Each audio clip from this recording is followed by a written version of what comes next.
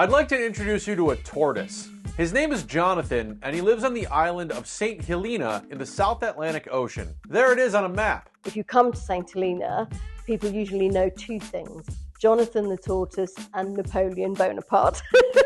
Our fair tortoise Jonathan resides on the same island that Napoleon was exiled to after the Battle of Waterloo in 1815. Here's a painting of him staring off into the distance from the island where he'd die in 1821. So it sort of goes, those two names go hand in hand, although they never met, of course, they never met.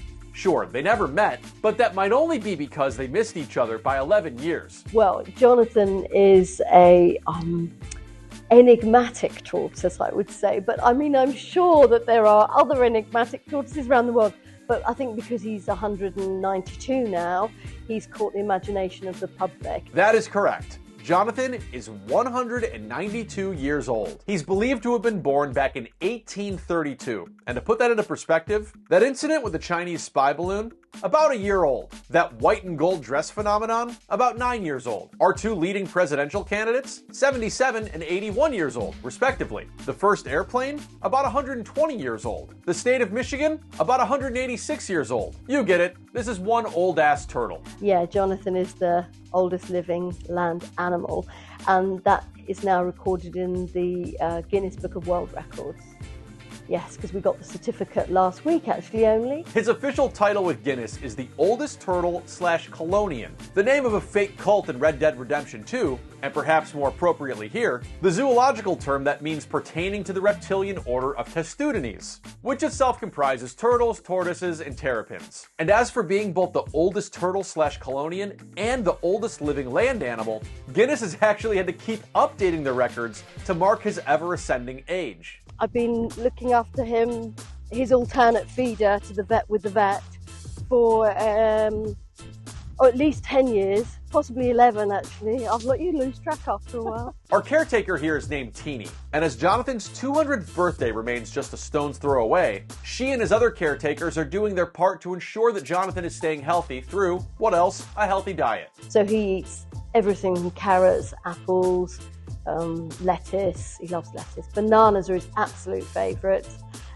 Any sort of soft fruit that's around. Jonathan is blind these days, but like your Apple Watch, he's able to respond to voice and touch. And in spite of his advanced age, he doesn't appear to be losing his appetite.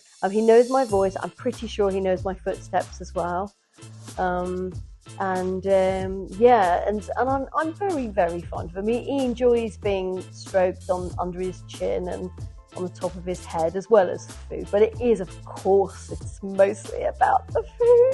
Our turtle here is about as old as the phonograph. And just as many of us still enjoy listening to vinyl from time to time, people still find their way to St. Helena to pay fair Jonathan a visit, as has kind of been the custom for decades. When he turned a spry 190, the birthday of St. Helena's national treasure was commemorated with the release of these stamps, including one depicting the 1947 visit paid to the turtle by none other than then Princess Elizabeth. And no, that's not the most recent royal guest who's descended upon Jonathan's home at the Plantation House. 3 weeks ago we had His Royal Highness the Duke of Edinburgh here, Prince Edward, and of course he met Jonathan. Well, he was staying in Plantation House anyway, so he just popped down and with the governor and his wife and met Jonathan. Teeny here notes that Jonathan appeared tickled by this royal visit. Everybody always is with Jonathan, yeah.